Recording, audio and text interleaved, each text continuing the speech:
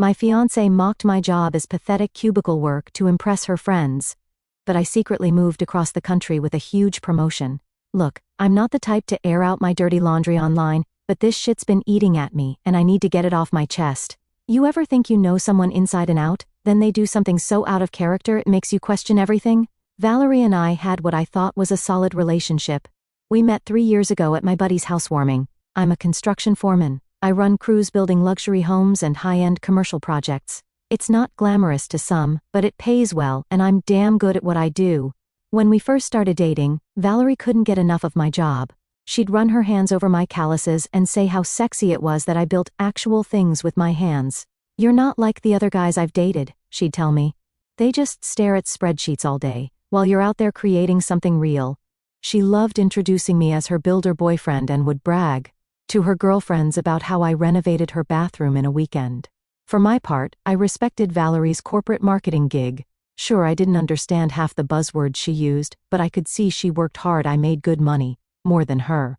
Actually, so I took care of most of our expenses, nice dinners, weekend trips, even helped with her student loans.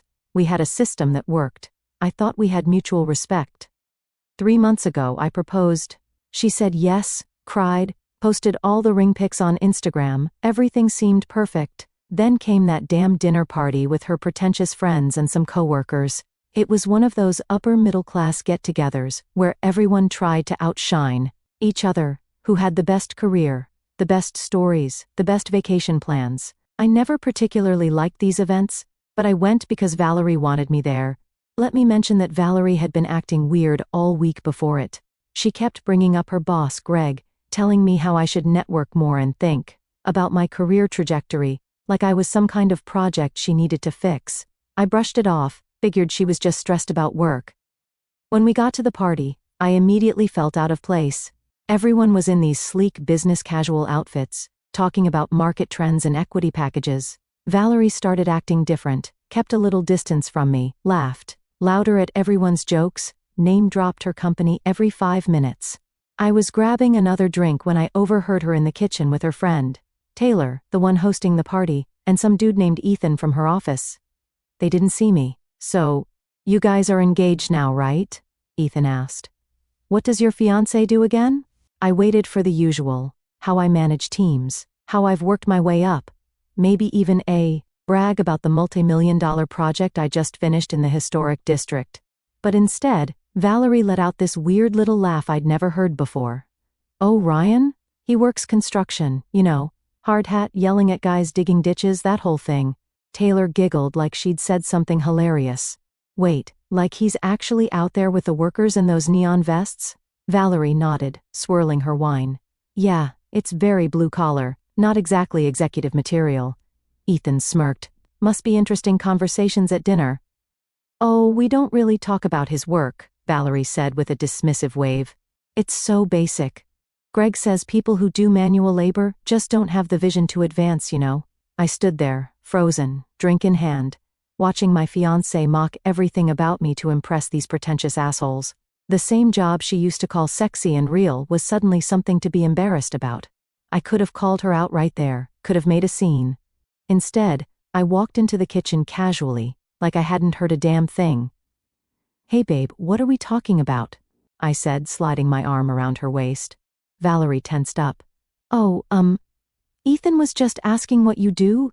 I looked him straight in the eye and smiled. I run construction teams, currently managing a $1 million commercial development downtown. There was an awkward pause. Valerie looked like she wanted to disappear. That's interesting, Ethan said, clearly not finding it interesting at all. It's just a job, I shrugged, acting like it was no big deal. Pays the bills. We made small talk for another minute before they moved on to corner someone else. Valerie squeezed my arm a little too hard.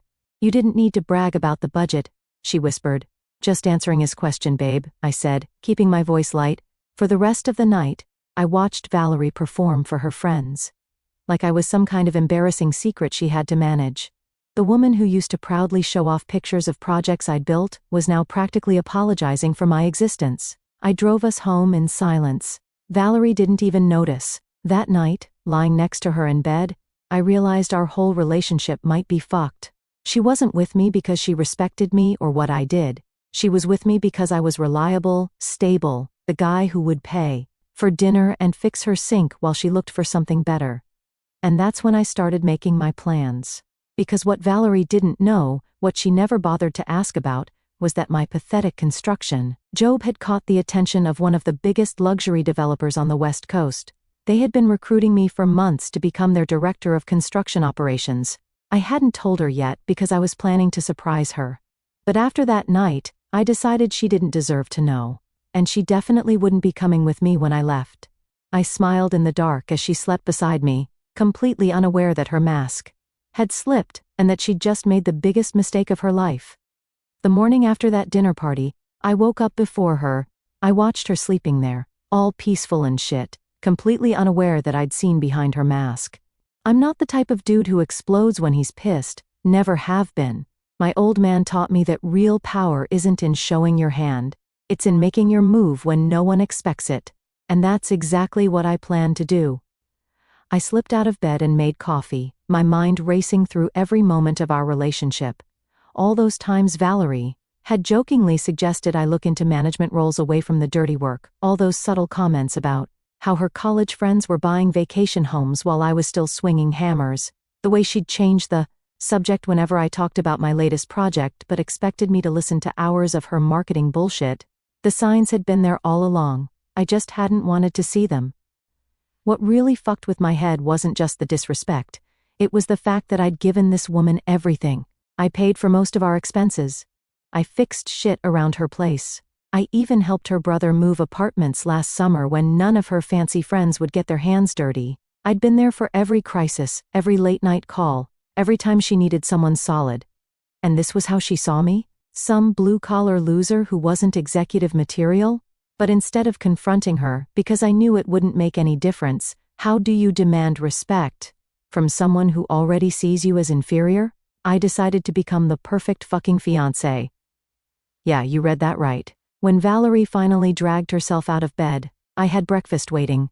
Smiled, kissed her forehead, acted like nothing was wrong. She probably thought I was too simple to catch the shade she'd thrown at me the night before, and I let her think exactly that. You seemed to have fun last night, I said casually, sliding her some coffee. Yeah, it was all right, she said, not even looking up from her phone. Did you like my friends? Sure, I lied. That Ethan guy seems interesting. Her eyes flicked up at that. Oh yeah, he's pretty successful for his age. Just got promoted to senior manager. Good for him, I said, keeping my voice neutral. Maybe I could learn something from guys like that. She practically beamed. Absolutely. That's what I've been saying. If you'd network more with professionals instead of just construction guys, you might get some better opportunities. I nodded thoughtfully, like she'd just dropped some profound wisdom on me. You're probably right, and that's how the next few weeks went. I became the eager student, pretending to soak up all the corporate bullshit Valerie and her precious boss Greg were feeding me. Greg says you should read this business book. Sure thing, babe. Greg thinks construction is a dying industry. Wow, that's interesting. Greg says real success comes from leveraging other people's labor, not doing the work yourself. Tell me more about Greg's philosophy. All while I was making my moves in silence. The developer had been after me for months. They'd seen my work on a complex commercial build that I'd brought in under budget, despite multiple design changes. The offer was insane. Triple my current salary, full benefits, relocation package, company vehicle, the works. And they wanted me to build and lead their entire West Coast construction division from the ground up. Since I got the request, I'd been putting them off, telling them I needed to discuss it with my fiancé first, family first and all that crap. But after that dinner party, I was sure of my decision. I'm in, I told the VP of operations, but I need to handle some personal matters before I make the move. Can we keep this between us for now? They were more than happy to oblige. 3 weeks to wrap things up here, then straight to California. Meanwhile, Valerie was getting bolder with her disrespect. The more I played along with her improvement project, the more she seemed to think she could say whatever the fuck she wanted. Babe, did you see Ethan's new Tesla? She'd say while we were watching TV. That's the kind of car you could drive if you just consider moving into project management or something. Or, my friend Melissa's husband just got headhunted by this tech firm. He was just a programmer before, but now he's making decisions. That could be you if you just apply yourself more. The whole time I just nodded and smiled, let her think she was molding me into something more acceptable to show off to her friends. But what really sealed the deal was when I overheard her on the phone with Taylor one night. I was supposed to be in the shower, but I'd forgotten my phone and walked back to the bedroom. I just don't know if I can do it long term, you know, Valerie was saying, her voice low. He's sweet and stable, but there's no ambition there, no drive to be more than he is. Although he's been trying lately. Taylor must have said something sympathetic. I know, right? And Ethan's been texting me. Nothing inappropriate, just work stuff. But I can tell he's interested. He asked if I wanted to grab coffee to discuss this marketing proposal. My blood went cold, but my face stayed calm. So that's how it was. I wasn't just an embarrassment, I was temporary, a placeholder until something better came along. I walked quietly back to the bathroom, turned on the shower, and started planning exactly how I was going to disappear from her life so completely that she'd never recover. Once I made the decision to leave, everything became crystal clear. It was like I'd been wearing foggy safety glasses for years, and suddenly I could see all the shit I'd been missing. The more I watched Valerie, the more obvious her game became. She wanted the stability I provided while keeping her options open. She wanted my paycheck, my skills around the house, and my reliability. But she wanted the status that came with someone like Ethan too. Too bad she couldn't have both. I started my exit strategy with a simple list of everything I needed to untangle from Valerie's life, our finances, our apartment lease, our shared subscriptions, our future plans. Each one needed to be handled carefully without raising suspicion. So, I opened a new bank account at a different bank and transferred most of my savings there, leaving just enough in our joint account to avoid raising red flags. Then I started redirecting my direct deposits to the new account, telling payroll there had been some weird charges on my old account. I also called our landlord to give him a heads up that I might be taking a job out of state. So I wasn't sure if we'd be renewing the lease, which was up in about 6 weeks. He was understanding and said we could work something out if I needed to break the lease early. I also asked him to keep it between us since I was still sorting things out with Valerie. My new employers were sending over paperwork, contracts, and details about my relocation package. I gave them my buddy Nate's address for anything physical, used my personal email that Valerie didn't have access to, and took calls during my lunch breaks at work. The offer was even better than I'd initially thought: performance bonuses, a housing allowance for the first 3 months while I found a permanent place in San Diego, and, best of all, complete authority to build their construction division how I saw fit. This wasn't just an escape plan anymore, it was a fucking upgrade. About 4 weeks after the dinner party, Valerie started getting more obvious with Ethan. Suddenly, she needed to work late at least twice a week. Her phone would ding with texts that she'd quickly check, then smile to herself. Once, I glanced over while she was texting and saw his name at the top of the screen. I didn't say a word, just filed it away. That weekend, Valerie suggested we have dinner with her work friends. Ethan and Taylor will be there, she said casually, and maybe a few others. It'll be good for you to network. Sure, I agreed easily. Maybe I can learn something from Ethan about corporate advancement. Her face lit up. She probably thought I was finally buying into her vision of who she wanted me to be. If only she knew. The dinner was at some overpriced bistro downtown. I played my part perfectly, asked Ethan questions about his career, nodded thoughtfully at his advice, even jotted down notes in my phone like I was soaking up his wisdom. The key is to always be thinking about the next step up, Ethan explained, clearly enjoying being the center of attention. Construction guys usually hit a ceiling because they're too focused on the work instead of the career ladder. I nodded seriously. That makes sense. I've probably been too hands-on focused. Valerie beamed at me from across the table, probably thinking her project was working. Meanwhile, Taylor kept giving me these pitying looks, like I was some remedial student struggling to keep up with the big brains at the table. The whole time I was thinking about how none of these idiots would last a day running an actual construction site, how they'd crumble under the pressure of real deadlines, safety issues, and the 1,000 problems that come up when you're building something real. But I smiled and played dumb. Let them think they were so much smarter, so much more successful, because in 3 weeks, I'd be gone. And Valerie would realize exactly what she'd lost. As we were leaving, Ethan pulled Valerie aside for a quick work question.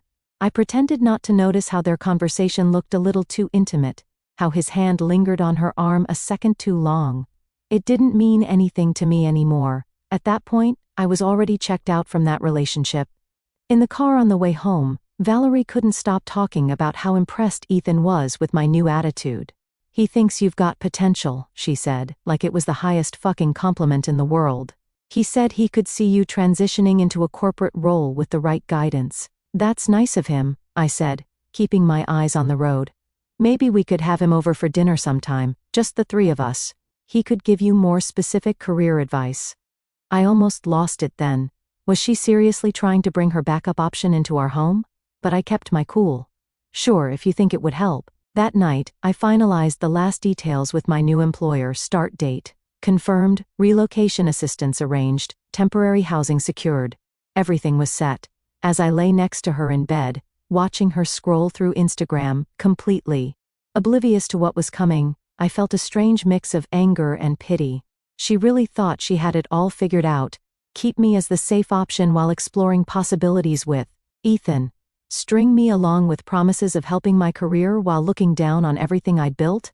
The last 2 weeks of my life with Valerie were like being in some twisted sitcom where I was the only one in on the joke. With a couple of days left before my great escape, I kicked things into high gear. First order of business was our shared subscriptions: Netflix, Hulu, Spotify, HBO Max, and whatever other digital parasites were feeding off my credit card every month. I didn't cancel them. That would have been too obvious. Instead, I changed the payment methods to cards that would conveniently expire right after I left. Next up was slowly moving my stuff out without raising suspicion. Valerie wasn't the most observant person to begin with. She once didn't notice. I'd shaved my beard for 2 full days, but I still had to be careful. So, I started with the things she never paid attention to anyway: my tools, most of my clothes, important documents, family heirlooms. Each day, I'd take a duffel bag or box to work that would conveniently end up at my buddy Nate's garage instead. "Doing some spring cleaning?" Nate asked as I unloaded yet another box. "Nah, just preparing for the greatest vanishing act since Houdini, minus the water tank." Nate was the only person who knew what was really going down, and even he thought I was being a little cold about it. But then again, Nate hadn't heard his fiancée mock his entire career and existence to impress some douche in chinos. Speaking of the douche in chinos, Ethan was becoming an increasingly prominent character in the tragic comedy of my life. Valerie was now texting him constantly, and apparently, he'd become the world's foremost authority on my potential career path. "Ethan says you should really consider getting some certifications," Valerie announced, one night over dinner, scrolling through her phone instead of actually looking at me. "He says it would make you more marketable if you ever want to leave the, physical labor behind." Wow, Ethan says that, huh? The same Ethan who wouldn't know which end of a hammer to hold, is what I wanted to say. Instead, I nodded thoughtfully and replied, "That's a good idea. I'll look into it." She beamed, like she'd just successfully taught a dog a new trick. "Good boy, Ryan, you're almost housebroken." The real eye-opener came one evening when I was grabbing my gym bag from the car. I had to park on the street since some genius neighbor decided their rusty project car deserved the covered spot more than my truck. As I was walking back, I passed by our open bedroom window where Valerie was, on a video call with Taylor and a couple of other friends from her office. I didn't mean to listen in, but when you hear your own name, it's kind of hard not to. "And you should see how he's starting to dress differently," Valerie was saying. Her voice all proud, like she was discussing a successful science experiment. "I think he's finally understanding that construction is just a stepping stone. He's even reading those career books I got him." The girls on the call all made those exaggerated awe sounds. "This is like that show where they make over those clueless guys," one of them squealed. Valerie laughed. "Basically, but seriously, Ethan's suggestions have been super helpful. He really gets what Ryan needs to do to move up in the world." "Okay, but speaking of Ethan," another voice chimed in, one of her fake work friends, I forgot her name. "What's going on there?" "He's clearly into you." "Stop it. It's not like that," Valerie protested, but with that fake reluctance that screams, "Please keep asking." "He's just being professional and helpful." "Professional? Girl, he offered to take you to that leadership conference in his place. That's a 3-day trip to Phoenix, whatever. Right now, I'm focused on helping Ryan see his potential. It's like a project, taking this rough material and turning it into something presentable." I stood there, frozen. gym bag slung over my shoulder, listening to my fiancé discuss me like I was some fixer-upper house she'd bought in a sketchy neighborhood. Helping me see my potential? That's rich, coming from someone whose biggest career accomplishment was reorganizing the company's shared Google Drive and acting like a hacker. I walked away before they could spot me, a strange sense of calm washing over me. Nothing like hearing yourself described as a project to confirm you're making the right decision. With 1 week left before my departure, I started dropping subtle hints, just to mess with her. Nothing obvious, just little comments that would only make sense in retrospect. You know, I've been thinking a lot about the future lately, I said casually as we were watching TV. Oh? Valerie perked up, probably thinking her reformation project was working. Yeah, I think big changes are coming, the kind you can't even imagine. She smiled, completely missing the point. That's great, babe. I knew you'd start seeing things differently. If only she knew that the things I was seeing differently included her, our relationship, and my entire life trajectory. 3 days before I was set to leave, Valerie dropped her own little bomb. So, I was thinking we should have dinner with my parents next weekend, she said, scrolling through her phone as usual. Dad's been asking about wedding plans, and I thought maybe we could start discussing dates. The irony, though, here she was, planning our wedding while simultaneously laying groundwork with Ethan, completely unaware that by next weekend, I'd be settling into my new apartment in San Diego. Sure, I said, suppressing the urge to laugh. Whatever you think is best. The night before my departure, I took her out for dinner. One last hurrah at her favorite overpriced restaurant, where the portions are tiny and the waiters act like they're doing you a favor by taking your order. I played the perfect fiancé, attentive, charming, even romantic. I toasted to our future and watched her eat it all up like it was one of those microscopic desserts the restaurant specialized in. What's gotten into you? She asked, clearly pleased with my performance. Just feeling grateful, I replied. Which wasn't entirely a lie. I was grateful. Grateful that this was the last time I'd have to watch her take 14 photos of her meal for Instagram before actually eating it. The next morning, I woke up early and headed out to work like any other day. The only difference was that my truck was packed with the last of my belongings. My resignation letter was in my pocket, and my one-way ticket to San Diego was already downloaded on my phone. I took one last look at our apartment building in the rearview mirror and felt nothing but relief, just the satisfaction of knowing I was finally taking control. Valerie would wake up in about an hour, completely unaware that she'd just spent her last night with me. She'd go about her day, probably text Ethan, make plans with her friends, and assume I'd be coming home that evening like always. I'd been gone exactly 4 hours and 17 minutes when my phone started blowing up. I was sitting in an airport lounge, waiting for my connecting flight, enjoying the feeling of having pulled off the perfect exit, when the barrage began. Ryan, where are you? The landlord just called about the lease. Please call me, this isn't funny.